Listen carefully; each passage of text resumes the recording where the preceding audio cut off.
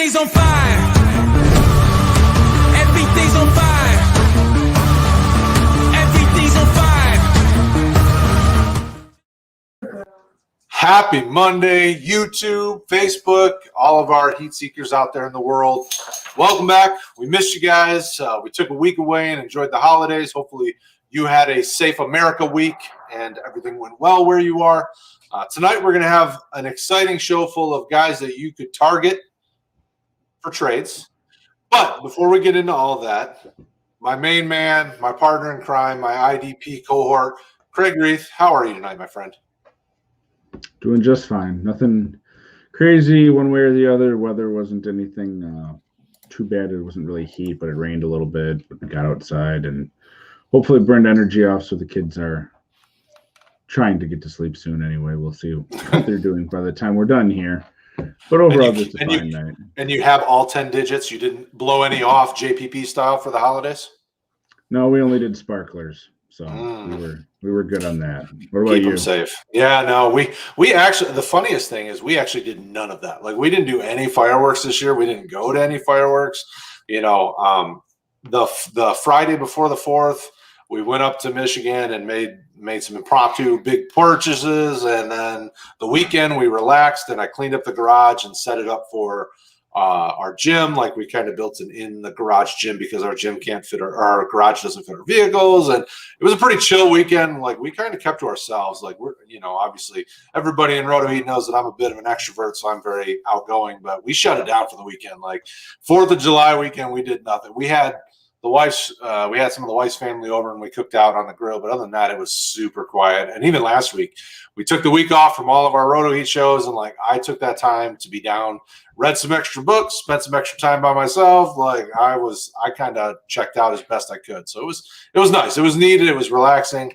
But now I'm excited. You know, we're back and we are less than 2 weeks away from training camp. You know, I know your Dallas Cowboys report 9 days to training camp along with the Steelers.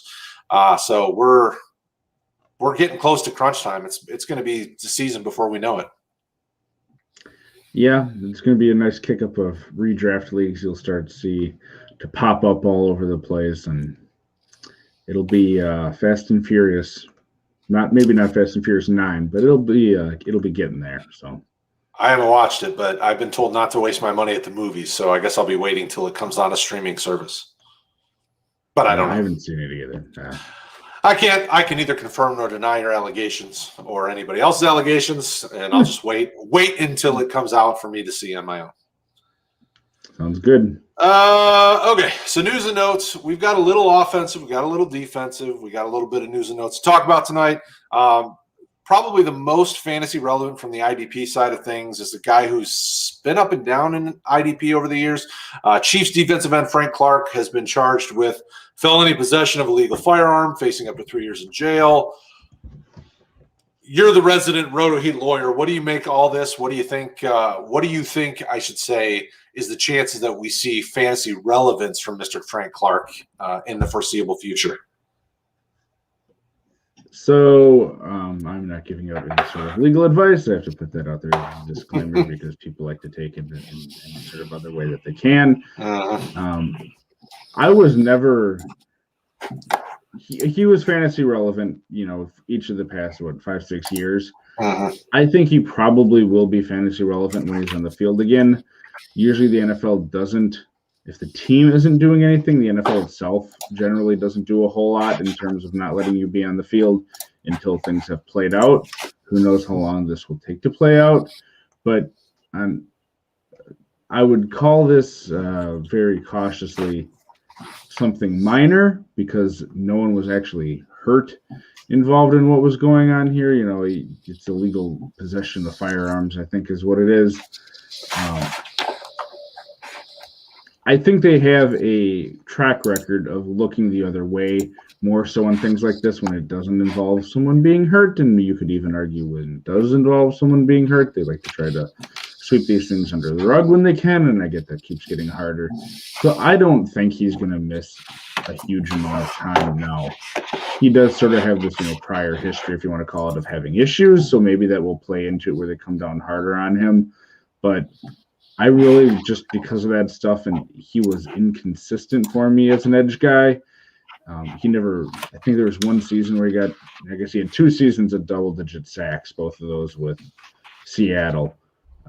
He right around that 10 or so tackles for a loss. So he was a fine edge player as a depth guy. Your second definitely as a third, but he would usually come with a higher price tag, and I just didn't have him anywhere due to that. And because of the legal stuff, he was always just sort of on my, this could blow up on you at any time, and I really don't like to keep that around when it's sort of a known issue. I didn't have interest before. I don't have interest now in having him, and he probably will miss some time, but I don't think it will be a lot. If you have him, he's probably a hold because I don't think you're going to get, at least most leagues that I've seen, a second defensive lineman edge type guy. Nice tag on him because it is. Are you taking a shot on one of the backups to stash? Like Mike Dana or any of the guys that would be potentially behind him to see if they produce any kind of defensive end 2 type value, or are you just going to wait and see? You're holding him, and then you're just kind of ignoring the rest. Chris Jones, is still, he had a down year last year, I think, but he's still the guy out of that defensive line to own on a team and, to be rosterable, really, unless you're in a super deep league. And the rest of them, I just don't have a whole lot of interest in. And I don't recall, I think they did draft, I don't even remember who it is. They drafted someone this year that I think had some sort of interest. But they took Joshua Kando from Florida State. Is that like 4th round, I think? Yeah, they took him in the 4th. So, someone like that. Jeron Reed is the other guy that I was thinking of, and he wasn't drafted. But if you're talking about like a defensive tackle specifically, I liked him in Seattle, and he had issues, being on the field and all that. But if you're taking a flyer, I like him because he's shown he has that ability to get to the quarterback, to push the pocket, and having him there along with Chris Jones, if he shows that he's healthy, I like Reed as a flyer out of any of them. What about you? Yeah. No, I wrestled with what do you do with the Chiefs, interior and outside linemen, because we knew Chris Jones was really solid, but other than that, and he's more of an interior guy. I don't know. I know that they used to kind of bounce him around the formation, but I couldn't find any good stats on 2020, how often he played inside versus outside. But outside of that guy, he's the only guy on the team I know that's definitely rosterable. And then there was Frank Clark, who obviously with this, I was just kind of steering clear at this point. For other purposes, they brought in Taco Charlton, who, obviously very well at Dallas. He was a guy that at Michigan looked promising, but then after that, once he got to the league, he's done nothing, But then they drafted Kando I think he's from Florida State, if I remember correctly. Yeah. And I'm like, okay, so maybe there's something there, So I was like, all right, I'll take a flyer on the rookie to see what happens. But from everything I've read, they had him lined up behind Taco Charlton, so he could be pushing for playing time on the left side as opposed to the right. I don't know. It's such a crazy dynamic because the way Kansas City's defensive scheme runs, there's clearly guys that play on the left side, and there's clearly guys that play on the right side, and Chris Jones can bounce inside and outside. So, I wrestled with what to do here. So in my mind, it's like steer clear unless you're taking a flyer on a rookie or a second-year guy like Mike Dana. Dana was a guy I started looking to a little bit more just to see because they drafted him in the 5th round, so kind of a similar draft capital to Kando. I'm like, all right, I'll take a look at these guys and see maybe there's something to roster for depth purposes. Yeah. All right, so we got a question from Denny over on YouTube. What you boys think of Roquan Smith? I know he's a stud. I was offered Roquan and Miles Jack for Cunningham and Schobert. So that'd be Zach Cunningham and Joe Schobert. If I was being offered those two, I would take it. I like Roquan either one of them. Cunningham had improved each of the past few years, but he had actually started to lose playing time towards the end of last year, and it is a different coaching staff. Well, and didn't Roquan finish as like linebacker 2, like one of the top 5 to 10 players in all of IDP last year? Yeah, he's a top 5 linebacker in most formats last year. And even Jack, I don't have the exact stats, but he improved a whole lot when they switched him back position-wise last year. And, Schobert was the guy that you were thinking of, and I had him ranked higher going into last year, but it didn't pan out that way, where Schobert's still going to be the guy in the middle, but he isn't, I don't think, going to always be the most productive. And with seeing how they use Jack with that new coaching staff and what I imagine is still going to be his role going forward, sort of evening it out with Schobert, Roquan over Cunningham is an easy win for me, so I would take that side. Yeah, I would take Roquan because in this conversation between these 4 players, he's the only elite IDP asset of all these guys. I think he's elite for this year. I think he's elite for the next, many years. So I would definitely take the Roquan side just for Roquan. And then if you get anything for Miles Jack, great. If you don't, you at least got one elite player out of it. Cunningham and Schobert are nice pieces, but definitely not on the same level as Roquan. So, Denny, I would take that if you were offered that all day long. Okay, so if you have questions, make sure you get them in there. Denny, it was great having you in the chat, brother. If you need anything else, let us know. So we talked about Frank Clark. This one isn't necessarily IDP relevant because he's kind of a shutdown. He actually is a shutdown corner. Patriots, Stephon Gilmore wants to get paid, but he's not going to hold out. New England's defense as a whole, I think, is going to be probably the strong point of this team this year. They've got a lot of guys coming back from COVID opt-out. They've got some young pieces that are getting older, some rookies that they brought in. How do you feel about Gilmore? But more importantly, how do you feel about New England's defense as a whole? The Gilmore news is positive, but I think their defense is moving in the right direction. So Gilmore, I think, is going to have to play because he's an unrestricted free agent next year and he wants to get that contract. But also, he's, for an NFL player, he's on the wrong side of 30. And we have seen a lot of these top cornerbacks just at some point here hit a precipitous drop-off in the next couple of years after 30. He's 32 next year as a free agent. So, yeah, I understand him wanting to get that money, and I'm not saying he's not going to. But I think there's a lot of risk involved, and I think it makes sense. We've seen that with the Patriots. They went and got Revis for it was like a year or two and then let him go or something like that. And he won a Super Bowl with them, I'm pretty sure. So, Gilmore's a little bit of a different situation. They didn't just rent him for a year. But I don't think they're going to shell out a huge contract for him. It just doesn't seem like Bill Belichick's kind of thing, as we've seen in the past.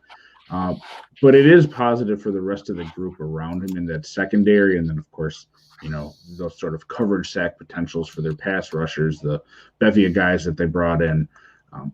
The defense will be greatly improved. I have no doubt after the spending spree, Bill Belichick has a plan for what he's actually going to be doing with these people. Of course, he's going to be motivated to try to get back to win a division and, go into the playoffs after seeing what Tom Brady did last year. I have to imagine there's a rivalry between those two, even if it's unspoken, about, wanting to one-up the other. So I expect the defense to be a lot better. I think Gilmore will be an important piece of that for this year, but I don't think the Patriots pay him long-term. Yeah, I mean, at his age, he makes me think of a guy that the Patriots would sign and bring back as a safety.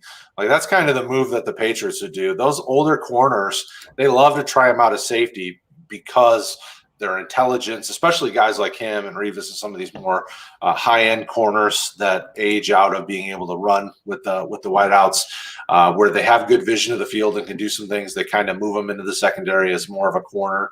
And they love to play old corners. So I appreciate you, Denny. We love Canada. We love our Canadian brothers up north. Our Tuesday night show, we've got multiple. This week's Tuesday night show, we've got 2 Canadians with me. We got Sully, who's our normal host, and then we've got Off the Schneid, who's up there by Sully. So we're all about Canada. We love our brothers to the north. Fred's outnumbered tomorrow, so tune in for that. I am. It'll be fun. They'll be very polite, and I'll have to bring my church camp with me. But New England's defense is really interesting this year. You know, they brought over Devin Gottschall from Miami. They have, you know, Lawrence Guy, who they brought over from Baltimore. But, you know, you look at what they have deeper. Christian Barmore, who they drafted in the second round. They've got Dietrich Wise, who's been with the team for a few years, and Anthony Jennings, who came to the team last year in the third round. Like, their defensive line looks really intriguing. Some of the younger pieces that should get a chance. Their linebackers, you know, hopefully having a guy like Donta Hightower come back and kind of lead that group should be really interesting. You know, and then you have some of the guys in the secondary. J.C. Jackson continues to be an ascending talent. From an IDP perspective, I don't know if any of these guys really charts as one of the tops at their position. I think the safeties have a chance to be, you know, safety 2 category type players. But, you know, outside of that, I mean, Chase Winovich, I have in a couple spots because I really like the player. Obviously, I'm a Michigan man, so you know, it might be semi-biased because I think Chase Winovich is a good player, but I don't know if he's going to be relevant yet again this year. Last year, he had a couple of moments where he was interesting, and then they go and get Cameron McGrone, another Michigan guy, so I'll have him in a couple spots, but it's tough to really jump on board with any IDP relevancy from this New England defense. You know, bringing back Kyle Van Noy doesn't wet the whistle, get me excited. So, you know, we'll see what happens. So those are the IDP relevant pieces of news. From the offensive side, I did read that Josh Allen, Lamar Jackson, some of these quarterbacks that were drafted are getting in the conversation about, you know, preliminary talks for contract extensions. So from the fantasy perspective, those of you that own Allen and Lamar should be excited. Their teams are trying to lock them up long-term. And then, you know, Aaron Rodgers continues the golf revenge tour, but did see that he was saying that in the next few weeks he should decide something about whatever he thinks he wants to do, you know, for whatever that's worth, you know. So for those of you sitting on pins and needles waiting for Aaron Rodgers to make a decision, maybe sometime this month he'll decide. But my guess is he holds out in a training camp, so don't get your hopes up. It'll be the Jordan Love show for a little while there. Okay. Yeah, right. I know. So they got to be figuring out what they're doing. So. Oh yeah, I mean, you know, he's not getting any younger, so no matter what, you might as well give the kid a chance and see what you got. All right, so on to the bread and butter of the show. And as always, if you have questions, throw them in the comments. We will answer them live on air. If you have any more IDP questions or you want to find out more information or see the scoring that we're using when we talk about these things, rotoheat.com. I got a little banner. I'm sure you've seen it come across the screen. So rotoheat.com, we have tons of IDP content there. We got IDP writers along with Kraig and myself. We've got some great content over there for you. So tonight we're going to talk about guys to target. And I will give you the first one, Kraig. I have quite a few, and then I have a team of players to target. So who is your first guy that you want to target? Or guys, because I know you love to throw multiples all at once. Yeah, I'm not doing that. I'm going to go with the guy that just got paid, actually. Jerome Baker. He still isn't a huge name. You know, he's a guy that's sitting there in that Miami defense that was greatly improved last year. He has really kind of stepped up to be that main guy, and that kind of why they, I think, were all right with Van Noy going, because not that they were doing the same thing, but he was the leader. And I think you kind of saw the shifting of the guard there and Baker take over.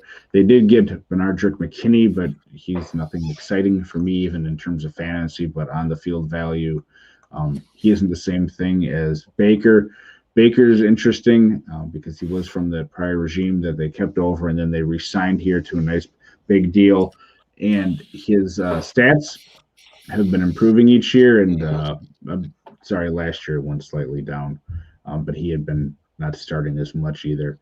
But the coaching staff is really fond of him. They said his play has improved over each past of the several years.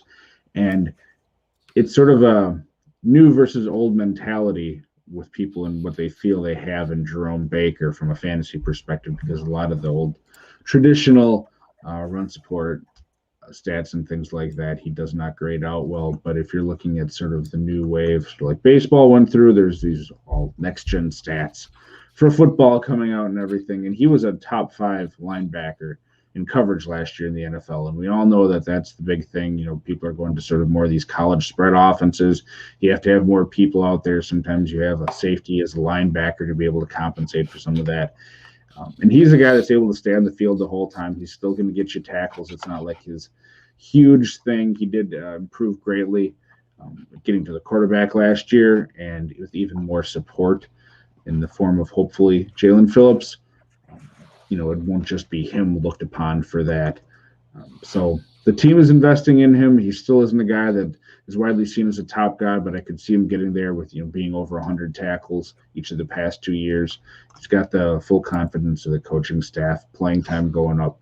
So I'm looking to buy him where I can. What about you? Well, the nice thing about Baker is he's consistently, even if you just look at the last 2 years, he's consistently kind of in the LB2 category, which in most leagues, I'm not going to say that. In some leagues, that's a startable player on a weekly basis. Your LB2s roster. So, Baker's perfect fit for that. And you get him at a much less price than some of these others because the name recognition isn't there. Yeah. I mean, Jerome Baker's just never been a guy people have had that name rolling off the tongue. So I think that's a smart buy. I think it's a great buy, and he'll get you value for a few more years in that defense because that's an up-and-coming defense. I mean, you should want pieces of that if you can get any.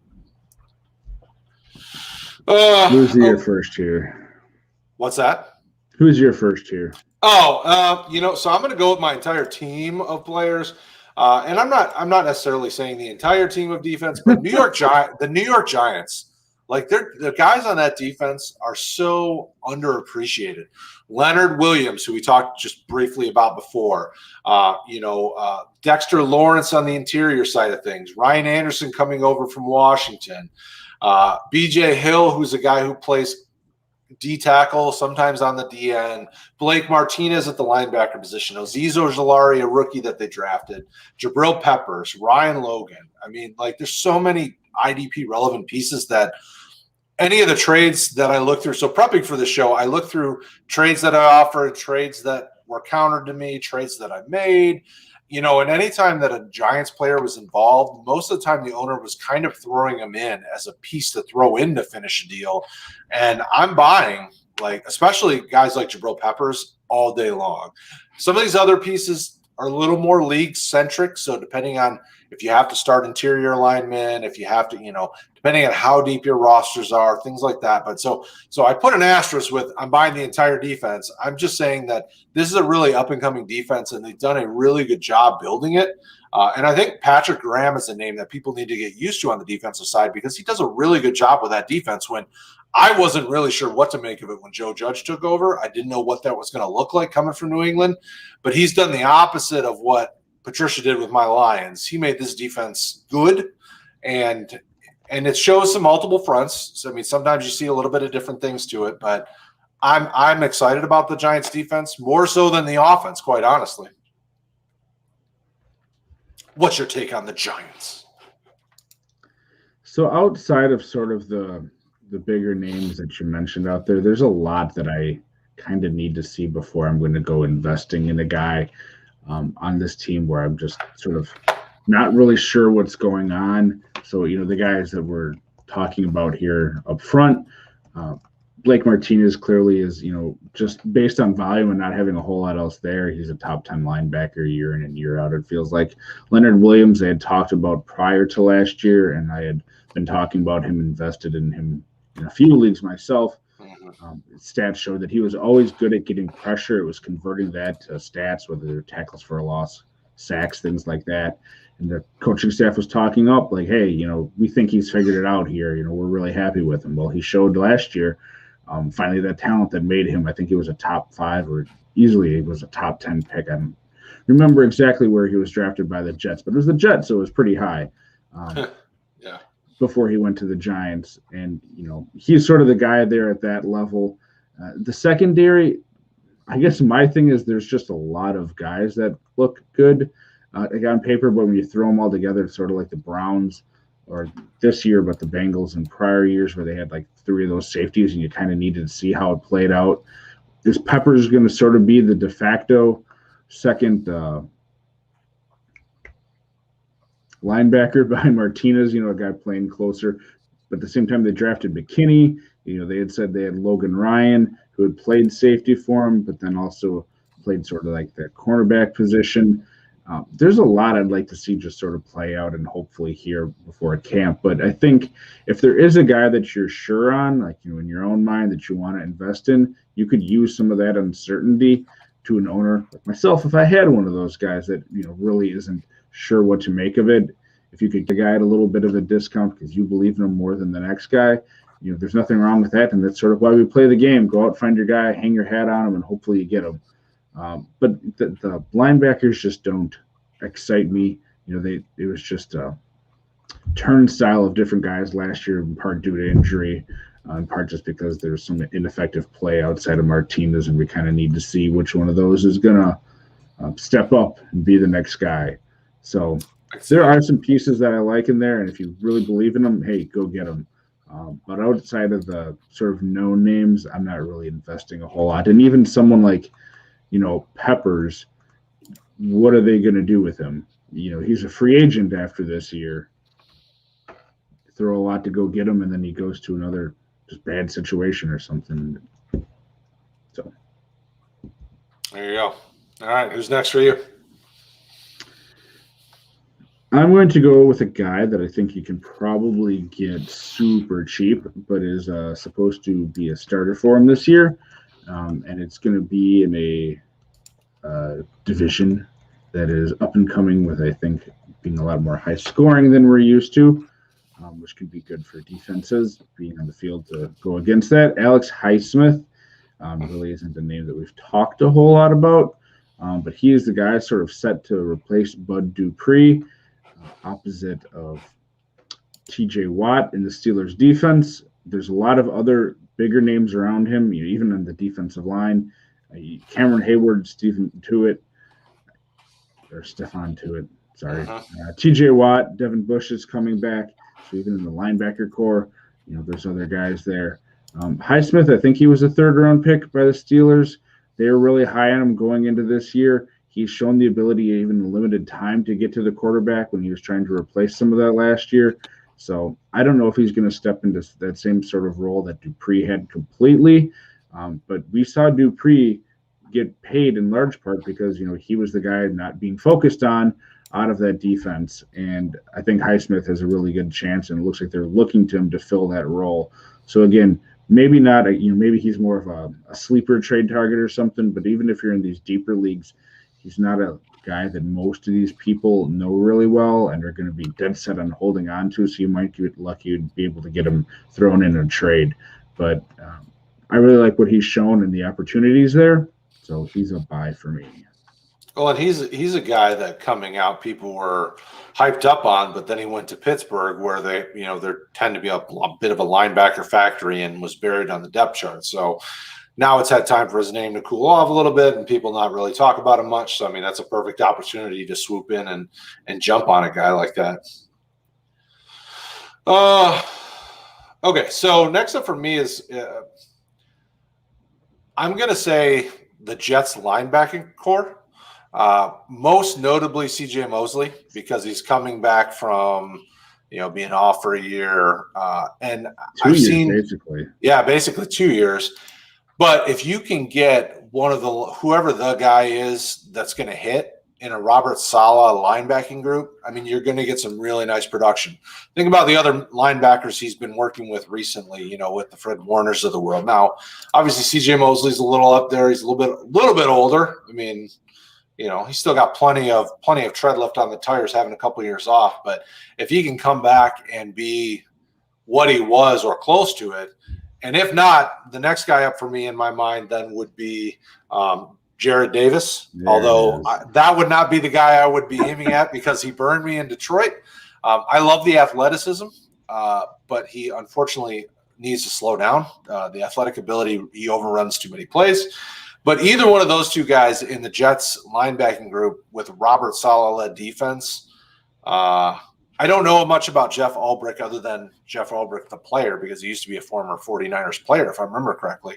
So I don't know his coaching style as much as I know what Saleh can do. And Saleh can produce IDP relevant linebackers So one of those two guys, I would take it and see if I can acquire. CJ Mosley was another guy I got thrown in on a deal this year. So it was more of I was putting a chip on, see what happens, because I believe in Robert Saleh, the coach. So we'll see what happens. What do you think about the Jets linebacking group as a whole? Are you a Cashman guy? Are you a Hamza Nasir Ladin guy? Are you, where are you hanging your hat at? Yeah, I mean, Mosley they all should be cheap. I mean, really, pretty much every name in that group for various reasons. I mean, like I said, Mosley, you've barely seen. I don't know if you've seen it all, like in 2 years. Yeah. And there's a reason they went out and paid him all that money from the Ravens, but what is 2 years off going to do to it? I mean, we just don't know. So you're swinging for the fences, and the only downside to that is, and I'm guilty of this myself on some guys, is if someone's been out there hanging on to him for 2 years, when he went to the Jets, like, oh my gosh, he's going to be amazing in the defense, and you don't get anything out of him for 2 years. You kind of have two thoughts with owners. It's, I'll cut bait. I don't want to wait around anymore. Or I'm going to dig my heels in and I'm going to get something out of this guy. I've sat here, sort of like the Josh Gordon mentality, which eventually, if you did that too much, you'd get burned for. If you can get him at a discount, he has a potential to be a top 10 linebacker. We've seen the potential with the guy. Jared Davis, you've spoken on him more than I have, but he has all the tools in the world. He just hasn't put it together. Is Saleh going to be able to get him to focus some of that energy and get to it? I guess I have my doubts, but we've seen it before. If you can get him for $3.99, as we used to say on here, go for it. But if I'm going for a guy that you can kind of get for free, I'm going to go with one of those rookie. They're turning him into outside linebackers for all intents and purposes, whether it's Hamza or Sherwood. Those are both guys that had been safeties essentially in college that they're converting to that position. Most leagues that I've seen, those guys aren't being drafted. So if you have a stash or a taxi, go put them on there. And then if it's one of your guys, see if they pan out. Cashman, he was really good at Minnesota, and I think he's really good at tackling, but he doesn't bring you a whole lot else besides that. And I just don't think he's a long-term starter in the NFL. He's shown the ability to be productive in spurts when he's played, but especially like the new coaching staff and all that, I would not expect him to be a main guy at any point here. There you go. All right, who's next up for you? So this is sort of take your pick, since you're going like entire teams that you want to buy here. I'll give you two names that are both from the same team and same position, depending on your flavor of risk. Max Crosby and Helen Farrell. One of them is going to be, it seems like, the guy across from Yannick, who the Raiders signed to a nice size deal. Crosby had a down year last year after coming on really hot unexpectedly. I think he was a 4th-round pick, rookie for the Raiders. I sold high on him after that year. I know a lot of people didn't and were upset about he had a down year. But it was a weird year in the NFL. They just did not have a lot of production on that Raiders defensive line, but they have beefed it up. And they're expecting it to, and I am too, with the additions, expecting it to be better. But it's him or Farrell who – Helen Farrell has had his issues since being surprisingly drafted as high as he was. I think he was a top 5 or 6 pick by the Raiders that year. 3, I think. 3? Yeah, I think so. That's high. And a lot of people thought he'd go in the 1st round, but not that high.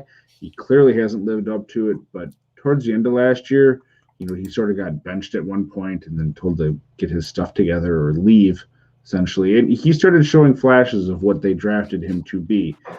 He's clearly going to be the cheaper one. He's had less production. I think the odds are probably it's going to be Crosby starting across from Yannick. But either one of them, depending on which one you like, I think are good buys because of the various reasons with their depressed current value. Yeah, I would. Max Crosby, as I watched him over these last couple of years, he feels like a rotational guy. Like he can come in and give you a fair amount of sacks and really, but I just don't know that I see him as the guy to be across from Yannick, on a full-time basis. I feel like it's a rotation of both him and Farrell. So I would be fine with taking a chance on either.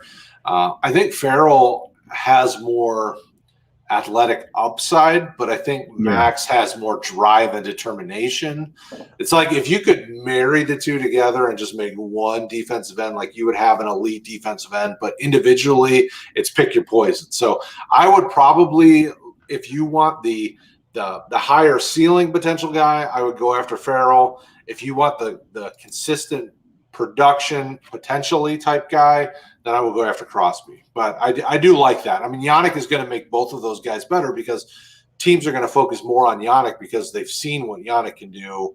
And that, yes, they've seen what these guys can do, but there's still a little bit more growth to them where they know Yannick can be a force in the backfield.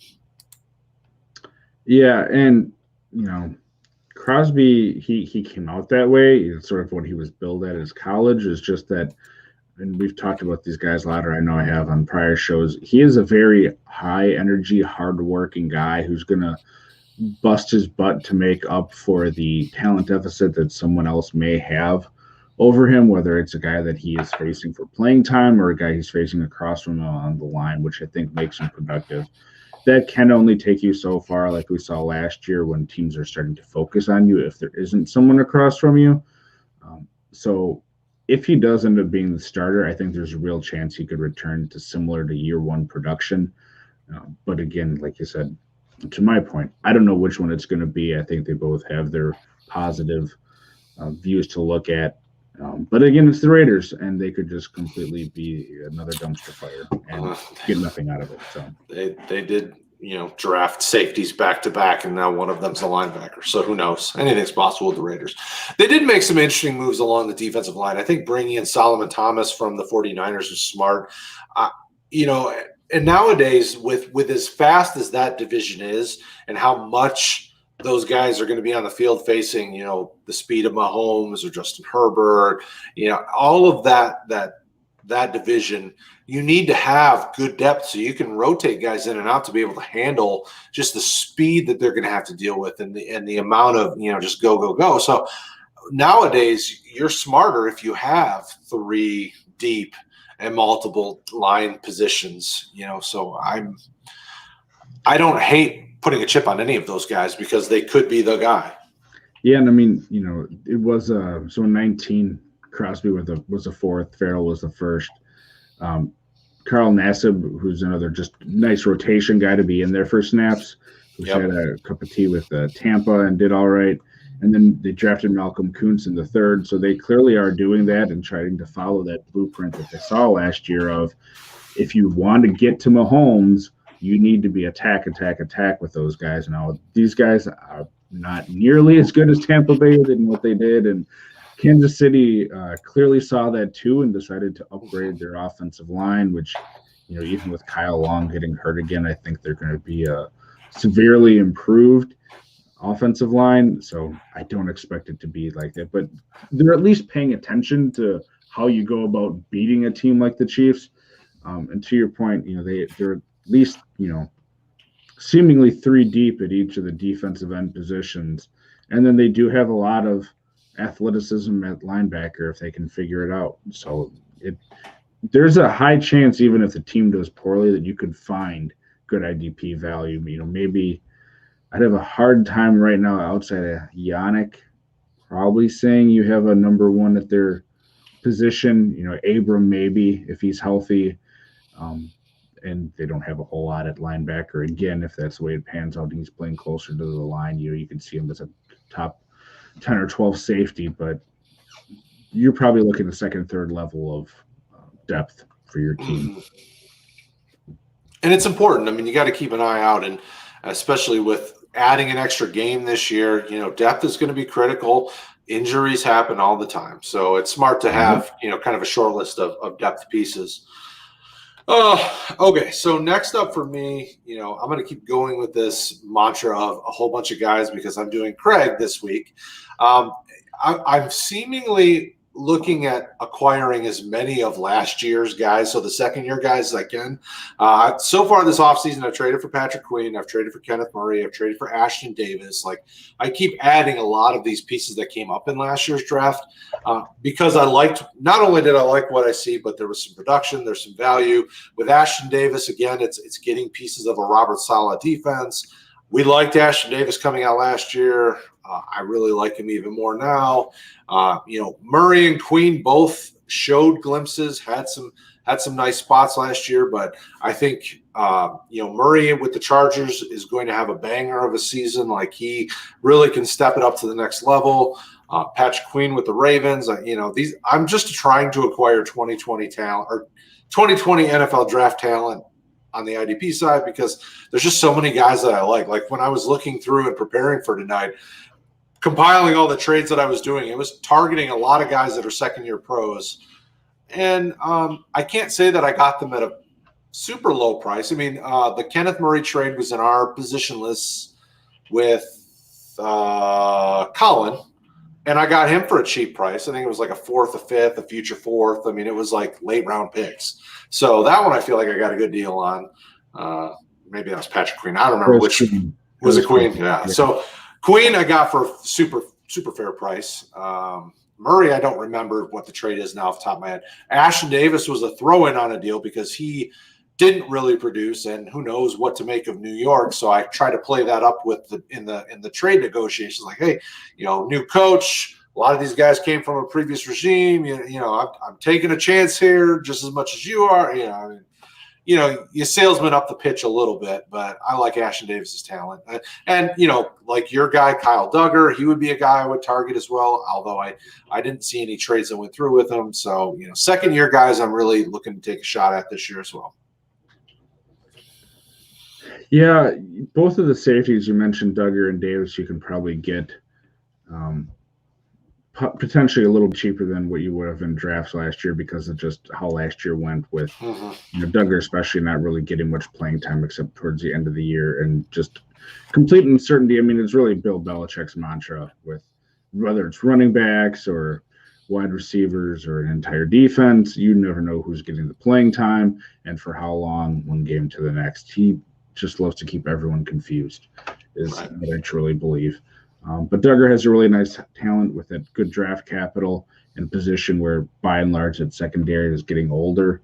And he should be one of the safeties to take over here in the next couple of years. Davis, he'll probably start, I would think, next to May. We'll have to see how that plays out. But that's another team that, even despite the new coach and a lot of improvements that I think they've made, they are switching to a different defense.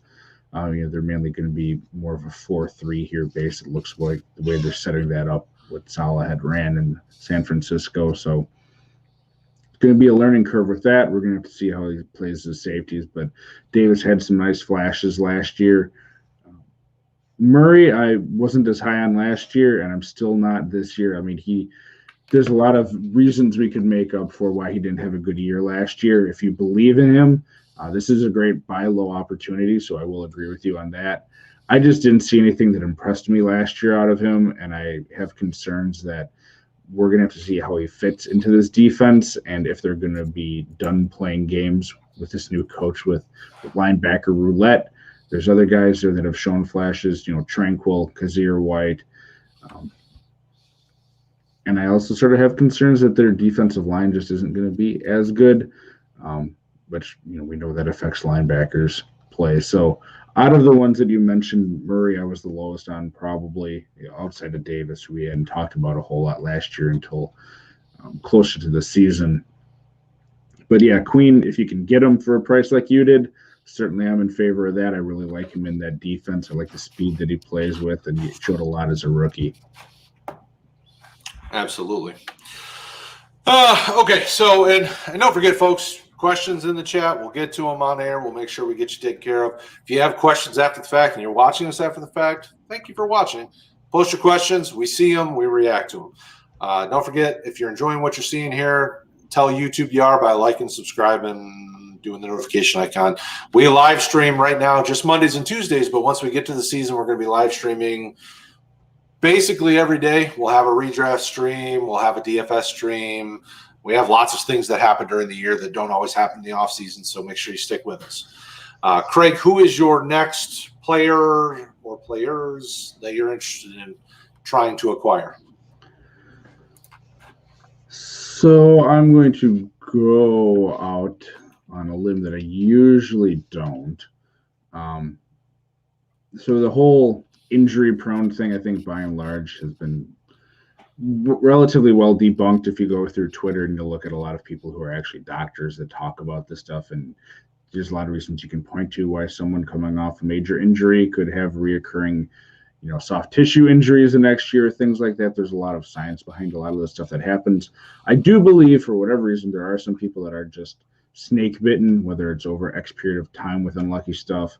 Like Keenan Allen for a couple of years, he got that atrocious label of being injury prone for just 2 random occurrences. It could happen to anyone, and I think he's proved those people to look like fools, the past 3 or 4 years here. And normally those sort of people that I do believe are snake bitten for whatever reason, I just completely avoid. But there is a guy on the Chargers that you spoke about, Darwin James. The talent that the guy has, the way that he's used, what he can do when he's on the field, he has number 1 safety overall year in and year out if he's healthy ability. Now, the big catch is the guy just hasn't been able to stay healthy, and at a certain point that does catch up to your body. You don't know what that's going to do or when that time comes. But his talent level and what we've been able to see out of him in the NFL is high enough. And I think that his price, because of that whole injury history, is depressed enough that I would take a chance on trying to get him. There's some owners that we know just won't sell him that have him, and that's fine. But in those leagues where it's someone else that probably is a little sick of just holding on to him or putting him on IR, I'm putting out offers and hoping that I'm going to get even a year or two. Because if you're a team that's looking to contend or contending, and you can get a guy like that for a discount, I mean, he has a chance to be a defensive game changer for you. Absolutely. I've not had any luck trying to acquire, because typically any owner that I talk with, the name still holds enough cachet that he's either not selling or he's just wanting to see what happens, wants to get a better return. Yeah. But if you can get him, I would definitely grab him. I mean, as soon as he steps on the field and he's healthy, he's back to being one of the top safeties in the game. So if you can get that even at a reasonable price, jump all over it. And he's still young enough. I mean, he only came out, 4 years ago tops. I mean, he's, still plenty young enough to, if he bounces back and he's good to go and we can get some consistency, he can be on your roster for 3 to 5, 6 years, Yeah, he turns maybe 25.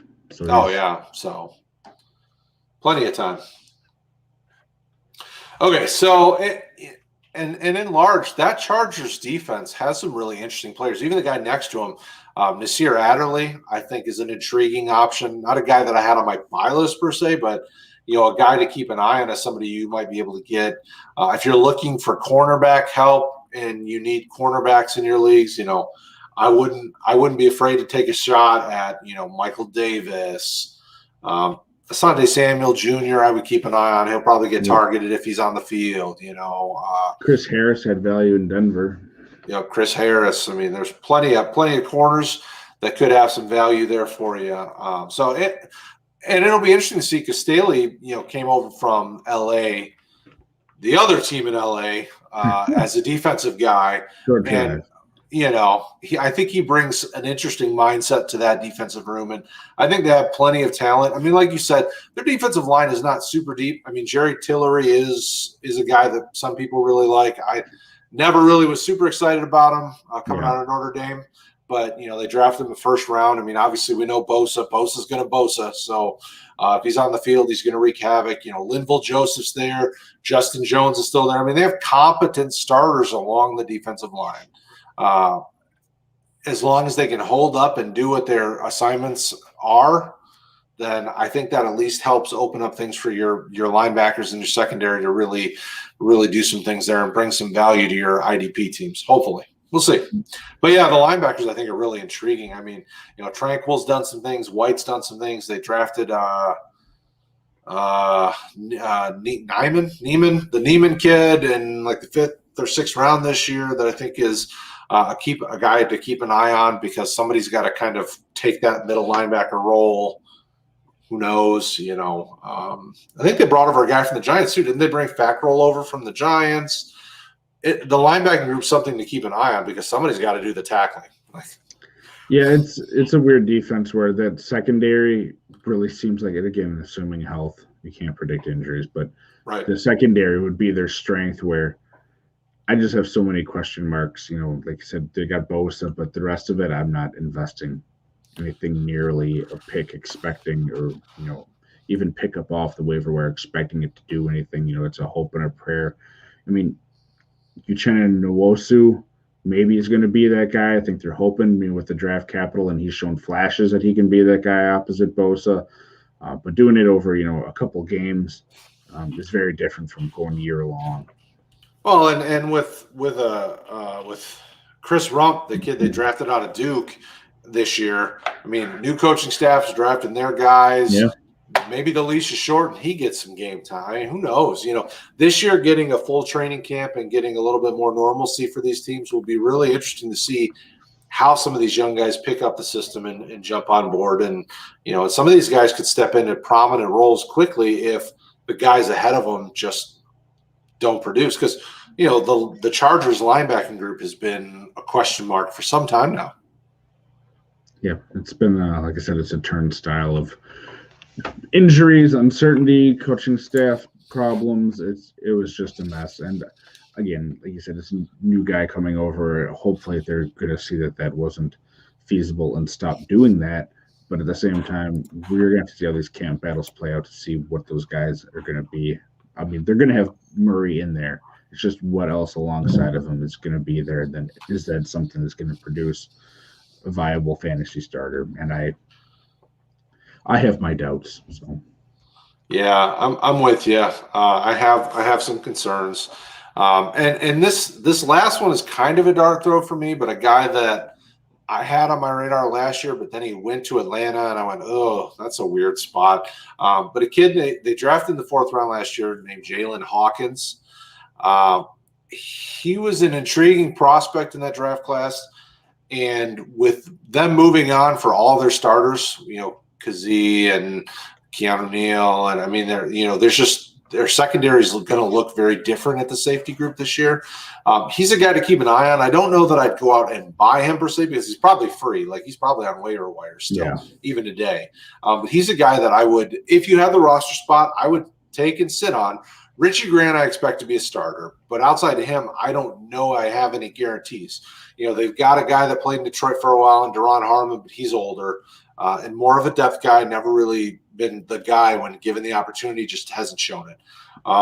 They have Jalen Hawkins, then they have a guy that came over from the Raiders. Yeah, Eric Harris, I think. Eric, I think is his name. Yep. So their safety group is going to be Richie Grant and then somebody else. And Jalen Hawkins has the athletic upside and the tackling ability, I think, at least be relevant.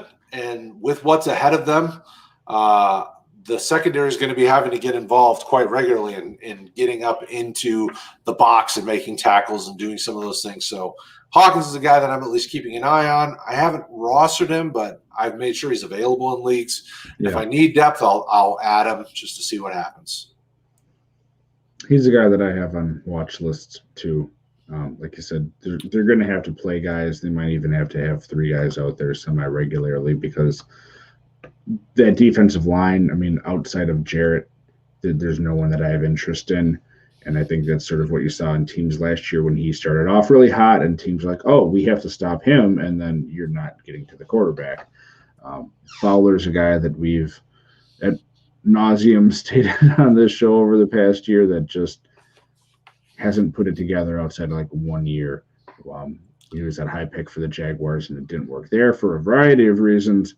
And then has been bouncing around, just not doing a whole lot, and I'm still not investing in him. So the secondary is going to get a lot of play, and someone there is going to have value. Hawkins might be the second guy. Well, and that's the tough thing with as many holes as this team had. Like, going into the draft, I really wasn't sure what they would invest that draft capital in. I think it was kind of a poor choice taking a tight end in the first round that high when they clearly have so many holes along the defense. But, this regime should have a few years to try to rebuild this roster. So I like that they invested in the second round in a safety, but they did nothing before the fifth round to try to help that defensive line. So that safety group is going to be heavily involved in the conversation because that defensive line is ugly. I mean, their D tackles should be fine. Jarrett and then the kid they brought over from the Saints, Davidson, both should be fine. But other than that, like their edge guys, that's a bucket of yuck, and so that safety group's getting involved. So I would keep, if I'm encouraging you anything, keep an eye on the safeties. Whoever their starters are, those are guys that you want to roster because they're going to get action, and they're probably heavily involved because they're going to need it. Okay. So who is we'll let you finish it up. Do you have another guy that you're targeting, or? We'll keep it on the same team here. Just because it's easier for the list of people that I have here. Foyesade Oluokun. Yep. Something like that. The non-name linebacker, if you will, because Deion Jones is still sort of the guy there. But he's a guy that came on not even last year. It was towards the end of the year prior. A guy out of Yale. He was drafted later in 2018, so into 2019, the second year, and then last year he had a really nice year. To your point, our overall point with the defensive line not being much, the linebackers are going to get a lot of play and a lot of chances. Jones came back and showed he was his old self, but they have enough volume, at least the past couple of years, to support two linebackers that are going to be fantasy-worthy starters. And he just isn't a guy that a lot of people in even, your moderate-sized leagues, if you're starting two linebackers in a flex or something like that, he's going to be a guy that you're going to be able to play. And then if not predicting it, of course, blah, blah, blah. But if something were to happen to Deion Jones, I mean, he has a chance to be a monster in the middle there. So, again, just a more of a value play, if you will. He didn't rate out anything amazingly in his play, but he's sort of the clear second guy to own in that linebacking core that's just going to get a ton of play this year. Well, and if you've read about what Dean Pease is going to do with that defense, it's going to be kind of a multiple front. They're going to get blitzing heavily involved, where Dan Quinn was a very different type of defensive coordinator. Yeah. So, Oluokun finished as a linebacker 2 in most formats last year. So he was a startable, like you said, startable guy on a weekly basis or playable guy on a weekly basis.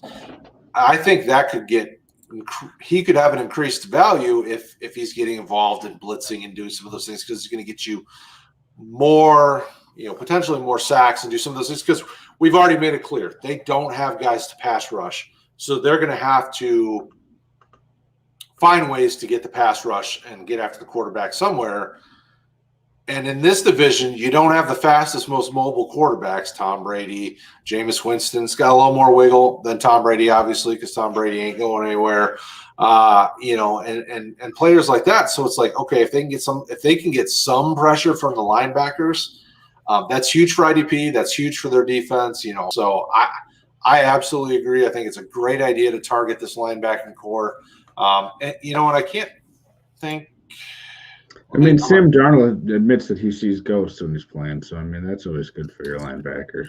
Yeah, that's a team that's developing. So Sam Darnold's going to get hit, and those are probably the only two linebackers on this roster that are even rosterable. It's not pretty after that. So so these guys are definitely going to get plenty of playing time. They're healthy on the field. You've got playable linebackers on a weekly basis. Go and be happy. Okay, so that's it, folks. We've got plenty of other guys that we could tell you to target or to look at. Rotoheat.com is where you're going to find that information out at. Randall has been doing Johnson has been doing some great articles about different IDP players over the last few months. Go over there, take a look at the content. Like I said, subscribe, share this content everywhere. We would appreciate it. We're a young, up-and-coming fantasy group, but we want to help you in any way we can. We have IDP, we have Devi, we've got, Superflex, we got all the regular offensive formats, we got DFS. We got it all for you here. So hopefully you guys have been informed. Hopefully we told you some names that you maybe hadn't been thinking about.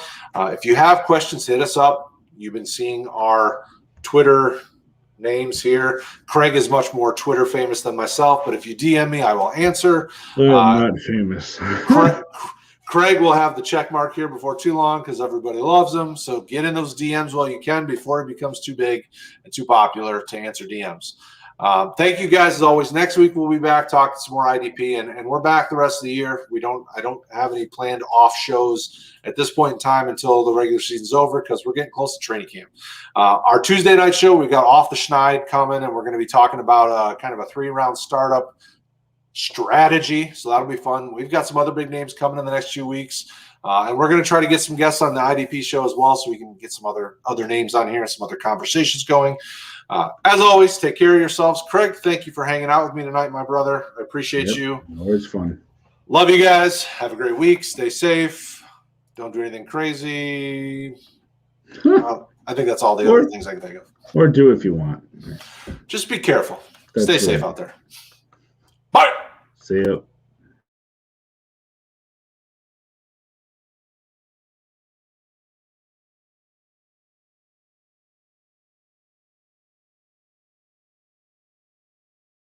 Also, right there, playlist. Hit it. Watch the videos. Do it. You want to.